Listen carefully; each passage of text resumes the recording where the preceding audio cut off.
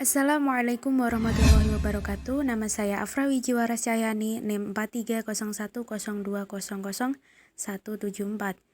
Pada kesempatan kali ini, saya akan menganalisis mengenai teori kelompok sosial.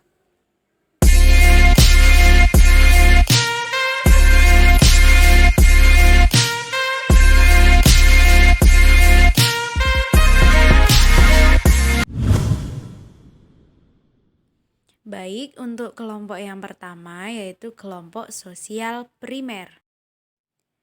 Dalam kelompok primer, hubungan antara anggotanya sangat erat, bersifat personal, emosional, mesra, dan akrab.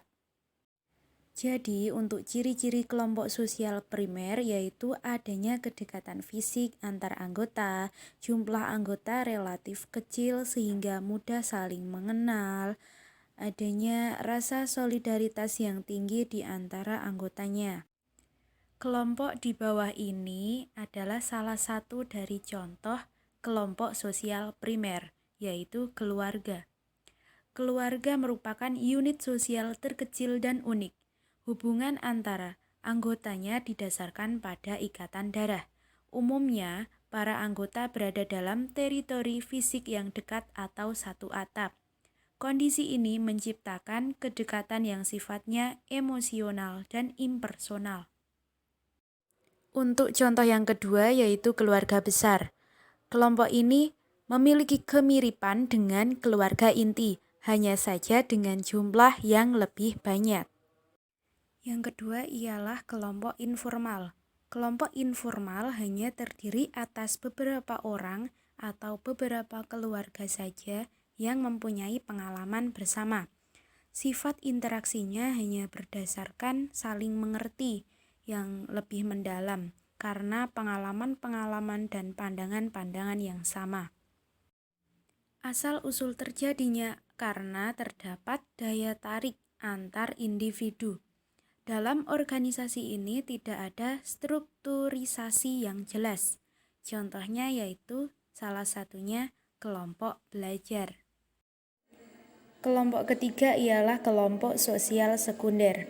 Adalah kelompok-kelompok besar yang terdiri dari banyak orang. Hubungannya tidak harus mengenal secara pribadi, kurang akrab, dan mempunyai sifat yang tidak langgeng, karena didasari pada kepentingan yang sama. Kelompok sekunder bertujuan mencapai suatu tujuan tertentu, sehingga kelompok tersebut lebih mempunyai peran sebagai sarana, bukan hanya tujuan. Kelompok ini sifatnya formal, impersonal, parsial, dan dilandaskan pada pemanfaatan kelompok semata.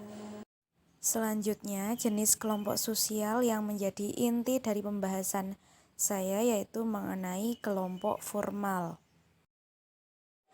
Untuk foto di bawah ini merupakan salah satu pengalaman saya dalam mengikuti organisasi paduan suara, di mana organisasi paduan suara ini menjadi salah satu contoh dari kelompok formal. Dapat diketahui bahwa kelompok formal sendiri merupakan interaksi antar sekelompok orang dengan kesamaan visi serta mempunyai anggaran dasar yang jelas. Dalam kelompok sosial yang memiliki sifat formal ini, ciri khasnya yaitu ada pada kejelasan pembagian tugas kerja. Pada paduan suara sendiri juga terdapat struktur organisasi, di mana hal ini melibatkan seluruh anggotanya. Struktur dari organisasi paduan suara sendiri terdiri dari pembina, ketua, sekretaris, bendahara, dan anggota-anggotanya. Kemudian dilihat pada jenis pembagian suara. Pada saat itu saya mendapatkan tugas suara sopran, di mana suara sopran ini berada pada barisan depan.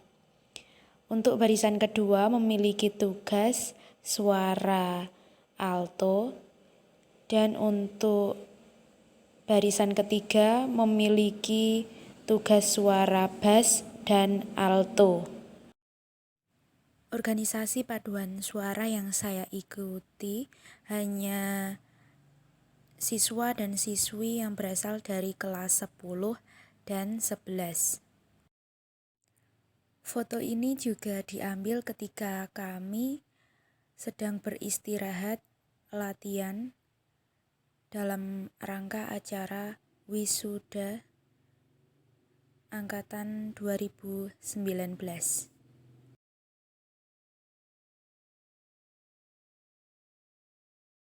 Nah, untuk foto ini adalah ketika kami di acara wisuda.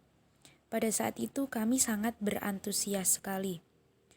Di dalam foto tersebut kami menghadap ke arah yang sama, yaitu menghadap dirijen.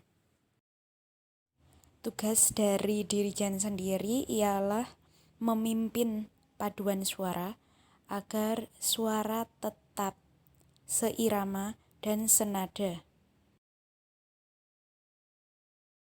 Baik, untuk pembahasan mengenai materi kelompok sosial berdasarkan pengalaman saya, kurang lebihnya mohon maaf. Saya akhiri. Wassalamualaikum warahmatullahi wabarakatuh.